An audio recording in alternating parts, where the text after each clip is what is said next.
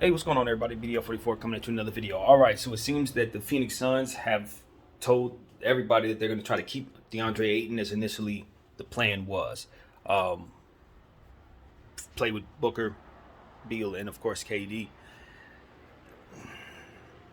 I'm going to just say that I'm all speculation at all times. I don't know anybody. I ain't heard from nobody. I ain't even read even any excerpts on this. This is just coming directly from my head, based on everything that I've understood about the market, everything I understand about, the changes that have been put in place in regards to the collective bargaining agreement and all of that. I think they're having a very difficult time moving Ayton for anything. You guys, if you follow me, you know that my theory on this situation is that because they brought Bradley Beal's contract to them with that no trade clause attached to it, now they have less value attached to everything else that they own, because of the fact that those who are on the other side of the negotiation table against them are going to know that they're not able to move that much of their cap based on the need to negotiate with Bradley Beal in order to get the deal done. So that limits what you're capable of doing, and as a result, I can push you into certain corners that I can't push everybody else into in regards to negotiation against them. You know what I'm saying? Because they don't have nothing that they cannot move. Even if it's their biggest star, they have the leverage without questioning that star to move on from that star. Bradley Beal, with that no trade clause, will literally have to be consulted with before his piece is moved or at all. He would have to, in theory, actually agree to what the terms of that deal would be. You would have to let him in on what is going on with the trades. Not only that, but because of the leverage he has with that contract, he probably has even more leverage within your organization to make moves.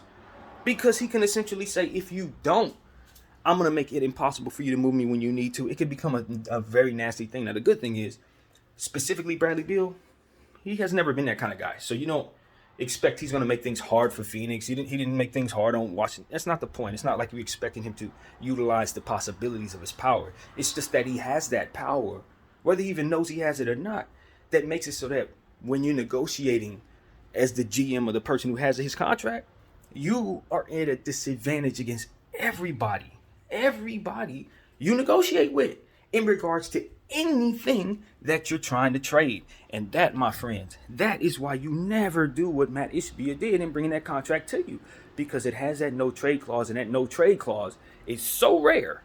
It's the only one in the entire league that you put yourself at a disadvantage for even having it. And so that's what it's like. Yo, no trade clauses only hold weight when there's more than one in the field. There's only one in the field, y'all. And so that's a problem. That is a massive problem in regards to your market. And as a result, the Phoenix Suns basically don't have the leverage to trade anything for the cost that it's worth. Nothing.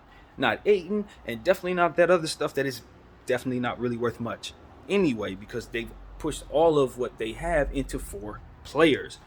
3 of them of which they don't want to move. So how can they move if the only other piece you got that's worth a lot is Ayton, and he's underplayed his value as of late? The field and everybody on the other side of your negotiation tables know that you can't play him up to value based on the style of play that you have. So they're not going to get him at cost, knowing he can do more for them than what it is they're about to pay for to get him. You can't move him. You got to settle for pennies. And because of the Rudy Gobert trade that took place last year, people are asking for the moon, even if it doesn't make sense to do so, because it's a possibility someone may actually give it to him. So you see situations like the Philadelphia 76ers asking for Evan Mobley and Jared Allen and a first-round pick for Tobias Harris. You know what I'm saying? You see this type of stuff, and it's like, it's because of that. And so this is what I'm trying to say in regards to my own speculation. This is what I see. And them telling us that they're going to go back to the drawing table in regards to Ayton, drawing board rather, and just saying, you know what, we're going to hold Ayton because it was originally what we wanted to do. I don't think that that's what is actually going on. I think the reality is they can't really move Ayton for anything that they would remotely be better for taking back. You're probably better keeping him, because everything that they're going to be taking back is garbage. That's the reality. They can't get a good trade for this man. First of all, as I said, nobody wants him in theory because he's a low motor, high paid, questionable character at times, already been suspended for half a dang season for PEDs or whatever the heck it was, drug something. It's like, yo, I'm not getting what you paid him to be. You let the Pacers sign him to some big old poison pill of a contract and matched it. And now you brought yourself something that made it worth half of what its value is. And see, it's just one of those situations where you change owners in that situation. Sarver does whatever he does. His plans for what that was is not now going to be executed. You got the new guy coming in with entirely different plans, trying to do entirely different things, not checking to see if it works to do so. And now he's in a massive hole that he's going to have a hard time getting out of. And like I said, the only way they're going to get out of this is through player development. And from what I've seen, they're not doing enough. They're not doing enough in this offseason to help themselves. Picking up one or two players in the undrafted market, drafting Kamara like the 56th pick. No, they needed to trade up. They needed something valuable. They needed to do what Minnesota did in getting a guy like Leonard Miller. Like, that was excellent on Minnesota's part. They understand that the only way they're going to get out of the hole they're in is if they get something out of nothing. And that means getting ascending players who can help them win now, since their timelines win now, but who can also fit the system, which Leonard Miller absolutely does. And it's at cost probably a great value, because Leonard Miller could have been drafted even sooner than he was. So all of that in regards to Minnesota, getting them a pick, taking what little they had and trying to get more out of it, and significantly having an opportunity to bring a real player to them. I mean, it's not like they're working with any more, any less than Phoenix is. They got the same stuff Phoenix got. So Phoenix is just not doing it right, and they expect to be successful, and it's going to crash and burn real bad, in my humble opinion. So it's like, for me, Phoenix is going to have to find a way to do what Minnesota's doing, and they're going to have to get through this in the meantime, or be at peace with trading Kevin Durant. You got to do what you got to shave it back down to 2 stars, man. That's it. Because if you do that, then you have the leverage to at least take back a lesser value pack return on Ayton without it hurting so bad. Because you're trying to push everything into a corner so you can't condense it at all. See, that's what I'm saying. If you turn Kevin Durant into what his return's going to be, now it's easier for you to split apart his value, what he's worth, into other stuff that can duplicate into more stuff. It's just like holding on to over leveraging in a stock. I always use the stock market. If you have 80% of your money in one stock and 20% in like 3 other stocks, 4 other stocks, you have potential to diversify some from within that 20%. But if you cut down some of that 80, your whole pot's going to grow if you diversify into the right stuff. But you can't make it grow if it's always shoved into that 80% that ain't never moving. For whatever reason, it's not doing as well, but you're just keeping it at that 80%. It's like you're not really going to find the growth. And if what that 80% isn't very good for what it is you're trying to accomplish, then you're just going to be stuck there with that 80% actually either losing ground and that 20% not moving as strong, even though it's diversified. Well, it's just, no, Phoenix has something like that going on with themselves, and they got to take some of that 80%, which is represented in 3 players, or 4 players rather, and try their very best to turn it into stuff that they can split apart into different stuff, so that the diversification could possibly balloon into something bigger than maybe what the 80% even is. You give yourself a possibility of getting lucky, And so that's what it's like crypto. You buy the right crypto, you can have $1 billion. You only put in $100, you can have $1 billion. But if you don't ever pull away from that big pot over there to diversify so that you can get in these little cryptos or whatever, you ain't never gonna have a chance at no pop like that. And that's how that actually goes for a team like the Phoenix Suns. Player development is going to allow you to manifest little bitty pots that can balloon into big crypto out of nothing, out of little to nothing, and that's the point. So that's what they need to do. They need to commit to moving Kevin Durant. The reason why I say commit to moving Kevin Durant is because Devin Booker is your legend. He's your Phoenix drafted guy going up in the rafters. Probably even gets a statue outside if you can get a championship.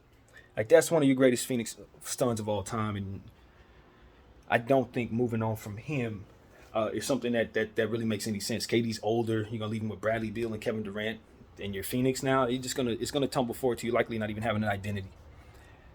Devin Booker is the identity and will remain that if they know what they're doing. Turn to Bradley Beal. You're not going to get anything for his contract. We already said no trade clause is not something to desire. Nobody should want that. Nobody should do anything for you to get that off of you.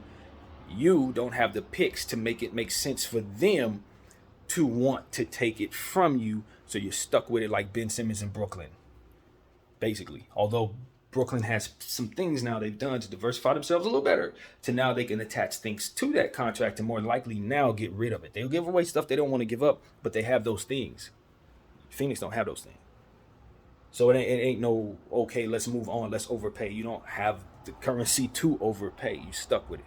So that's what Bradley Beal contract is for the Phoenix Suns. A mainstay, whether they like it or not.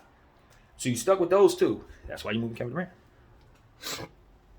That's why you move KD. You don't even go forward with this 3-star bull crap. And if you do, it's not going to be old man Kevin. That's not how you do this. You got to identify that he ain't going to be able to do enough. Identify that you can still get a lot for him and then move on from him now. Right now. I'm moving Kevin Durant before the season starts. We're not doing this 3-star crap. It's not happening. Because I identified already that we're not going to even get off the ground. So why even put him through that? You're likely going to have him doing too much. He's going to have a season-ending injury, and then you got even lesser value for him. Can't even, like, why even go down that path? You know that's where it's going. We all know he's going to be hurt. It's not even, he's going to be playing defense against big, huge, young people. What else is going to happen? Let's just be honest. Ain't nobody else defending on that team. So this is a nightmare. It's about to be injury city. It don't have to be. All they got to do is identify they need to move Kevin Durant right now and do so. Move Kevin Durant with Ayton, and you actually get cost for Ayton based on the other value of Kevin Durant, offsetting that to whatever degree. The market still values Kevin Durant very high. It really does, because you can slip him into any situation, and as he ages, he should still be able to hit jump shots as well as anybody. And he still has the length to defend and do various different things. Even if he gets older, he's still going to be effective in that way. So he's easy to pick and plug, sort of like Kawhi Leonard and PG. It's not like it's going to be hard for them to find a good return for those players because they fit everywhere. This is why you trade Kevin Durant. You don't hold on to him. No way. You trade him to the Rockets for a handful of those youngsters. You trade him to Orlando for a handful of those youngsters. I stress it or not. And even if he don't want to land in Orlando, fine. Just use them as the facilitating team. That's all. You ain't got to land him there. You can send him to the Lakers. You can send him to the Clippers. You can send him to the Knicks. Whatever big market wants to do this. But they don't have to land where you're getting the most of what it is you're getting back. You just got to make sure you get those teams involved. And so that's what it is, man. I think Phoenix needs to do that. I think they need to do that now. I really think they need to do that right now because they're not on the path to getting any Leonard Millers to give them the flexibility they need.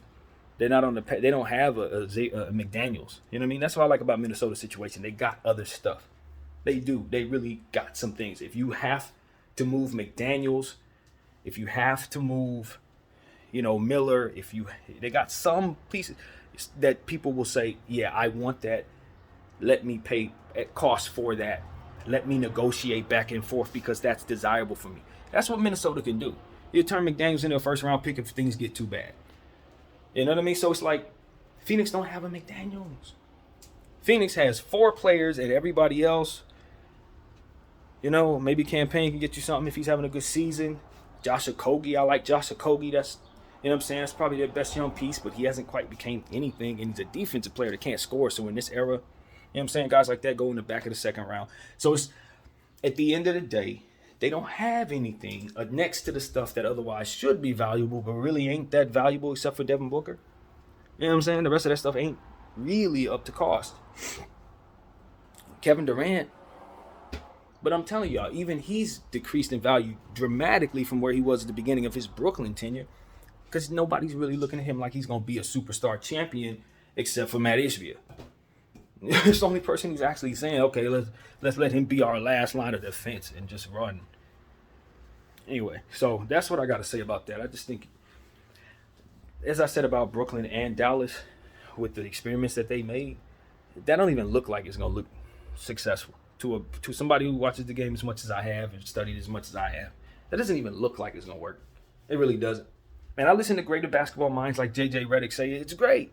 But I don't think J.J. Redick is looking at nothing but the shooting. I think he's looking at the idea that these guys can't be guarded and sees that as a way of them overcoming all their other issues, and I just know better. Because at the end of the day, what's going to end up happening is they're going to get injured.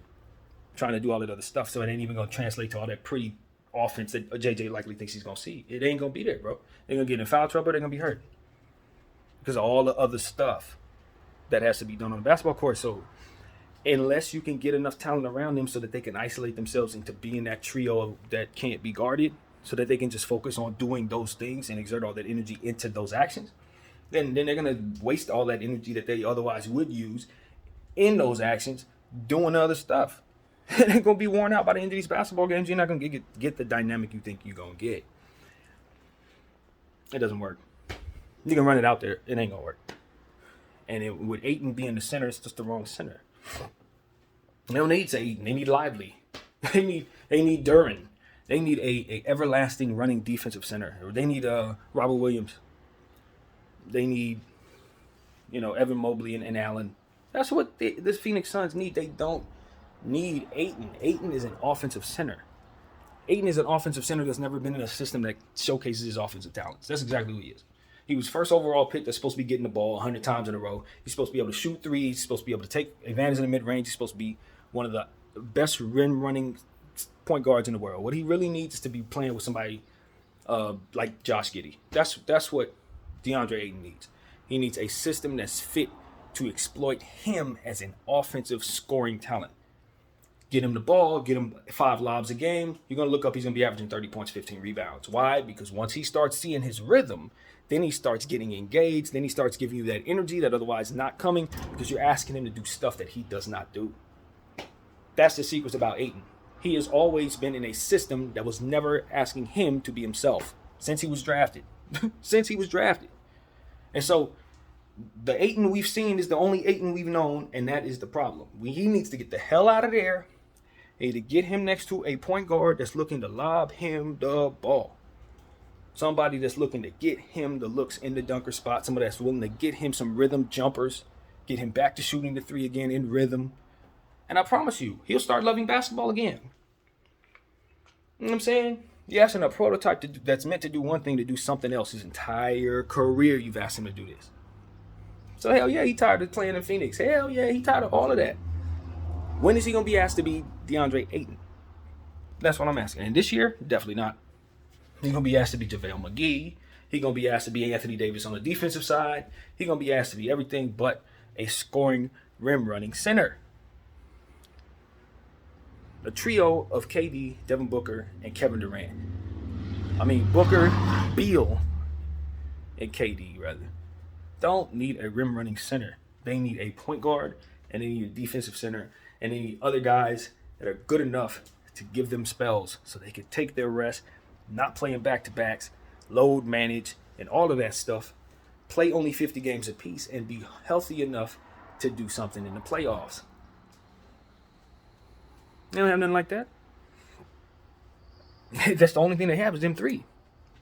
If I were them, I would try to wait. I'd try to get out of it. Anytime I roll an ankle, I'm out for 2 months. 2 months. I'm not gonna let you do this to my body, especially at this stage in my career from Kevin Durant.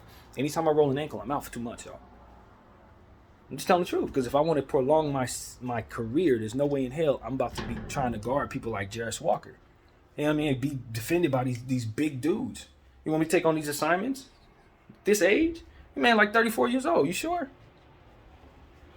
Oh, Ayton's going to be his rim protection. It's stupid, man. It's just stupid. And so that's why I'm like, I get it. I know they would. At this point, it's like, we can't move Ayton. So let's just save face. Let's just tell everybody, hey, we're going to come back with what we planned because at the end of the day, we got something good. Yeah, you got something good, but it don't fit. It's good if you could take it and get it somewhere and get back what it's supposed to be worth. Yeah, that's when it's good. But otherwise, you can't make it look what it's supposed to look like, then it's not good at all. So that's what I gotta say. I don't know, man. I don't think this is a salvageable situation. I think the Phoenix Suns obviously just need to make that move now. Stop trying to shop Ayton and shop Kevin Durant. Get him up out of there. Turn him into like 7 to 8 different things. Picks, swaps, first rounders, players. I don't care what it is. You need to turn him into something. Even if you turn him into the type of stuff like $30 million contract to a D'Angelo Russell or something. You need to do that. And no, I don't want Ayton as a Laker fan. No. I don't think we can showcase him to be any better than what Phoenix can. But that's not the point. The point is, that's the type of stuff they need to get back. And then at the trade deadline, take that $30 million 2-year deal and diversify that, send that to Orlando or something and get back some stuff. That's what the path is for the Phoenix Suns, and they need to wash and repeat that same cycle. As I always say, buy as many second rounders as possible. They ain't doing it right. They should have about 7 to 8 undrafted dudes in their uniform for the summer league. 7 to 8 of them. There should be so many dudes with 15-letter names on that team. I kid you not. And it's like they're just not doing it right, man. They're not doing it right. They just need to find a way to get to Matt Ishbia to help him understand the hole and the headaches that he's about to have as the owner of this team over the next 5 years because of what he just did.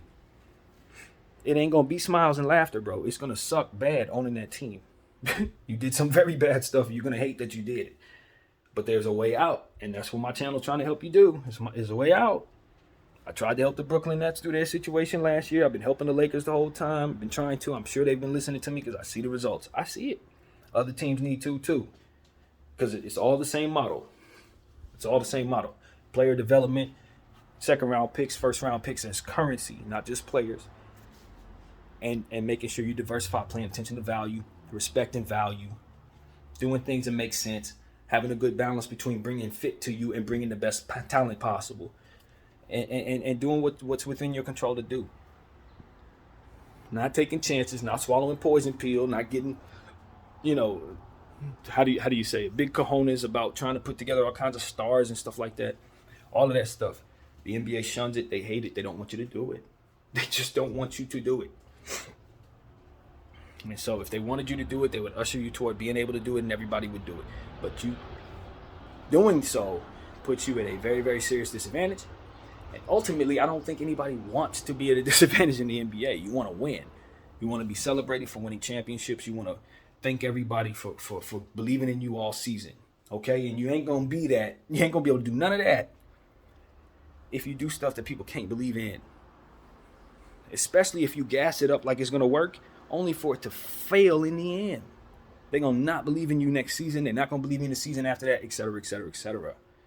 And so that's what it really comes down to, especially when you're in a small market. The last thing you need to be doing is cowboy bull crap. So that's what I want to say, man. If y'all not moving like Orlando, Detroit, San Antonio, Houston, OKC, Utah, these are the teams that I've seen got it right. They got a bunch of young players. They're moving into the future.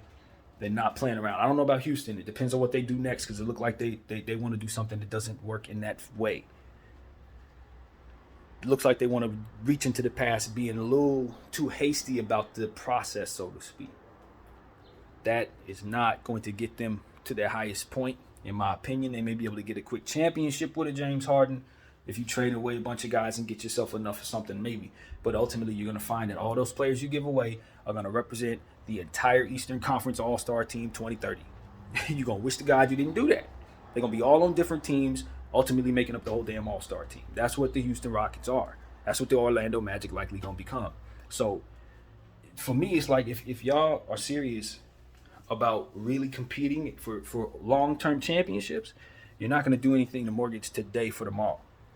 Now, the argument may be, when we get to tomorrow, there's going to be people who are mortgaging that day for the day after that. So we might as well just do what we want to do when we want to, because there's always going to be somebody chasing the ring. I get that argument. But at the same time, if you have more, you can do more. And there's going to be a lot of teams that are going to suffer bad for doing so, then and now. And you ain't going to fall into none of them holes. You're going to stay above the fray and contender the whole time by doing things the correct way the whole time, instead of mortgaging your future and today and then sucking for the next 7 years. They're going to suck for the following 7 years for doing that. That's my argument to you. Don't fall into the trap that they're going to fall into. You know what I mean? It's a lot of bad teams going to be coming around the corner. They coming. Because some of these owners do not know how not to be bad. They inherit a good situation and immediately do bad things with it. So I'm telling y'all, the ineptitude that could be following some of these moves could be historic. Teams win 5-6 games type stuff. Because I'm telling you, if the Phoenix Suns, if all three of them boys roll ankles, you're going to see some unprecedented bad down there on that team. Like some of the worst stuff you've seen bad, man, because they're not going to have real pros on that floor. They not. Because they ain't developing none of them anywhere else right now for that team. They're not developing it. Same thing with the Cleveland Cavaliers. It would be some of the worst teams you ever seen because they don't develop players. They just ask the guys they paid to get them to the championship, and like that actually equates. It never does. So that's what I have to say about that, man. I don't like it. I don't like what I'm seeing there in those two places particularly. And I think Cleveland's in a even worse spot than we ever really bring about, only because the players that they would be forced to trade is gonna, if they remove any of them, it changes their entire identity. If you move Allen, it turns Mobley into an entirely different piece. If you remove Mobley, it turns Allen into an entirely different piece. You can't remove Darius Garland from that situation. That boy way too talented for that type of stuff. Nobody wants to move Donovan Mitchell. He's well on his way to a Hall of Fame career. So it's like, what do they have to move in order to create the flexibility they need? They better hope Imani Bates turns into what they thought he was going to be before this whole process went where his draft stock fell to hell. They better hope he turns into that guy. But it's like, this is what I look at. I look at that team and I'm saying, man, they got pieces back there that they can't trade for nothing. You can't trade some of them dudes for G League talent. And I wonder why they got knocked out in the second round. First round by the Knicks. It's like, bro, it ain't enough to have this stilts and all that wonderful stuff that ultimately translate to you having a really good starting five. Nobody care about that because those guys can get in foul trouble. And if any one of them removed, just like I said, turns you into a different team. In game, not just talking about pulling these guys off the team. We talking about when they get in foul trouble, boom, now they don't have the same dynamic. Now they're easy to attack. Layup line. It's like, yo, you don't have that dynamic you need because you never ever got these players anything else other than each other to rely upon. A starting five, and then the people come in behind them play as good as I do. No, Cleveland, you can't sustain that way. Asking Caris LeVert to be the only thing on that bench worth playing, he is well past his prime. He can't help you like you need him to. And so it's like, Ricky Rubio, another stint with Ricky Rubio. I mean, like, God, Lord. Dean Wade. Come on, man. What are we doing? I got to say that about Cleveland because I know that they have one of the more impressive starting fives in the entire league. But their bench doesn't exist. Their asset class doesn't exist. So it's like, take some of them future picks and turn them into some players that can turn into something. That's what they need to do. Take 2029's first round pick, 2028's first round pick, and give it to somebody for some stuff. Take that stuff back. Let it inflate and then buy yourself some first round picks for those years and you'll have more. Because that's what y'all need to do. Not mortgage the whole future, but the later distant future needs to be turned into some stuff that can more so help the unit you have, or you're going to lose the unit you have. And so that's what I tell some of these teams that don't have nothing. Take some of them damn futures. Just take a couple of 2029, 2030, get some seconds, stuff like that, and turn it into some sooner seconds, 2026, 2025, sooner. That way you can help the unit you have now to get the most out of it, to tumble forward, you having more assets overall, so you can have the flexibility that you don't have for not developing all these guys you didn't develop. And mortgaging all your future for Donovan Mitchell, taking all those damn assets they did. They took a lot of them. I don't know how many, like 5 or 6 picks they turned into. Damn, they may not even have their 2028s. And that's the problem with mortgaging your future. The best way out of it is the same way you got into it, trading the same player you received that you wanted so bad. It's the only way you're going to get the flexibility. The good thing is Donovan Mitchell may actually be somebody they could trade for more than they got him for. Especially since that Rudy Gobert trade affected his value. So even though they gave up a lot of picks for him, they probably should have gave up even more. The Knicks were asked to give up even more, if I'm not mistaken. So nevertheless, that could be a good thing. Donovan Mitchell, you don't want to trade. Who the hell wants to trade Donovan Mitchell? See what I'm saying? It's like, nah, you put yourself in these situations to only have these guys for a couple of years.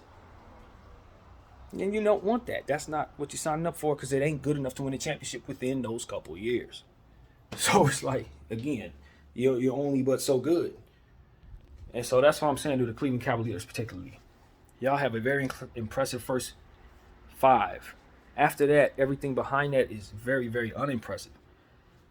And Imani Bates now, basically. So what you need to do is something that gets a lot more on the back of that bench looking better.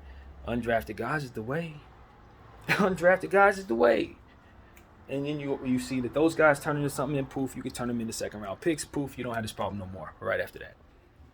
And so that's what's up with the Cleveland Cavaliers, in my opinion, from afar.